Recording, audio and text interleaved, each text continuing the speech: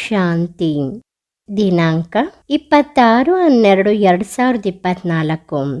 ಪ್ರಾತಃ ಮುರಳಿ ಬಾಬ್ದಾದ ಮಧುಬನ.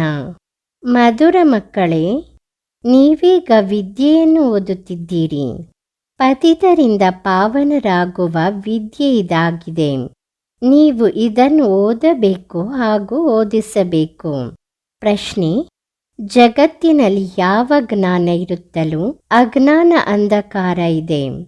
ಉತ್ತರ: ಮಾಯೆಯ ಜ್ಞಾನ. ಇದರಿಂದ ವಿನಾಶವಾಗುತ್ತದೆ. ಚಂದ್ರನವರೆಗೂ ಹೋಗುತ್ತಾರೆ. ಈ ಜ್ಞಾನ ಬಹಳ ಇದೆ. ಆದರೆ ಹೊಸ ಜಗತ್ತು ಹಾಗೂ ಹಳೆಯ ಜಗತ್ತಿನ ಜ್ಞಾನ ಯಾರ ಬಳಿಯೂ ಇಲ್ಲ. ಎಲ್ಲರೂ ಅಜ್ಞಾನ ಅಂಧಕಾರದಲ್ಲಿದ್ದಾರೆ. ಎಲ್ಲರೂ ಜ್ಞಾನ ನೇತ್ರದಿಂದ ಅಂಧರಾಗಿದ್ದಾರೆ. ನಿಮಗೆ ಈಗ ಜ್ಞಾನದ 3ನೇ ನೇತ್ರ ಸಿಗುತ್ತದೆ. ನೀವು ಜ್ಞಾನ ಸಾಗರನ ಮಕ್ಕಳು ತಿಳಿದುಕೊಂಡಿದ್ದೀರಿ. ಅವರುಗಳ ಬ್ರೈನ್ನಲ್ಲಿ ವಿನಾಶದ ಆಲೋಚನೆಗಳಿವೆ. ನಿಮ್ಮ ಬುದ್ಧಿಯಲ್ಲಿ ಸ್ಥಾಪನೆಯ ಆಲೋಚನೆ ಇದೆ.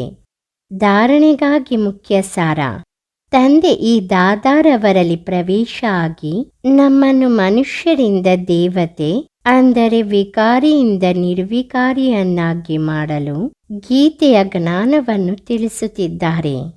ಇದೇ ನಿಶ್ಚಯದಿಂದ ಮುಂದುವರಿಯಬೇಕು. ಶ್ರೀಮತದಂತೆ ನಡೆದು ಶ್ರೇಷ್ಠ ಗುಣವಂತರಾಗಬೇಕು. 2. ನೆನಪಿನ ಯಾತ್ರೆಯಿಂದ ಬುದ್ಧಿಯನ್ನು ಚಿನ್ನದ ಪಾತ್ರೆಯನ್ನಾಗಿ ಮಾಡಿಕೊಳ್ಳಬೇಕು. ಜ್ಞಾನ ಬುದ್ಧಿಯಲ್ಲಿ ಸದಾ ಇರಲು ಮುರಳಿಯನ್ನು ಅವಶ್ಯವಾಗಿ ಓದಬೇಕು ಹಾಗೂ ತಿಳಿಸಬೇಕು. ವರದಾನ: ತನ್ನ ಪೊಸಿಷನ್ ಸ್ಮೃತಿಯ ಮೂಲಕ ಮಾಯೆಯ ಮೇಲೆ ವಿಜಯವನ್ನು ಪ್ರಾಪ್ತಿ ಮಾಡಿಕೊಳ್ಳುವಂತಹ ನಿರಂತರ ಯೋಗಿಯಾಗಿರಿ.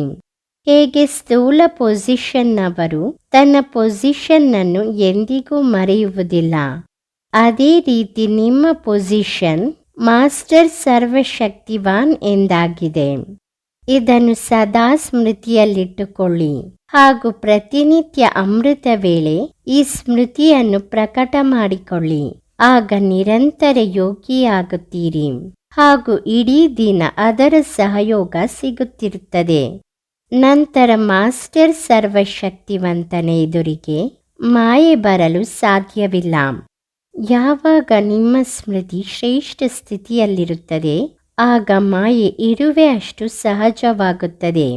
ಸ್ಲೋಗನ್: ಆತ್ಮರೂಪಿ ಪುರುಷನನ್ನು ಶ್ರೇಷ್ಠ ಮಾಡಿಕೊಳ್ಳುವವರೇ ಸತ್ಯ ಪುರುಷಾರ್ಥಿಯಾಗಿದ್ದಾರೆ. ಓಂ ಶಾಂತಿ.